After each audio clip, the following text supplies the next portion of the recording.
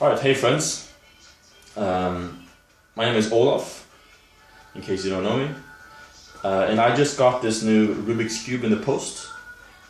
So I decided to try something that I used to do a lot in my last year of high school, which is solving the cube blindfolded. Now that might sound a bit tricky to do, and it is a bit tricky to do, but it's possible to do, to just learn how to do it. And I encourage you to do that, it's great fun. So I will go ahead and demonstrate that it's possible, and then at the end I might just comment and say something about how it's done. Okay, now so in order to solve it, I will need to first look at the cube and memorize the configuration of the cube. Now I'm still not very good at these things, so it takes me maybe 4 minutes to just memorize the cube, and then maybe an additional 4 minutes to actually solve the cube. So I need to blindfold myself, so I have my scarf tied up here. But I will start by looking at the cube and memorizing the configuration, which I'll do now. Okay. Right. So this cube is also a scrambled cube. I can go ahead and scramble it some more, so that you can really see that it is scrambled to every extent. Right.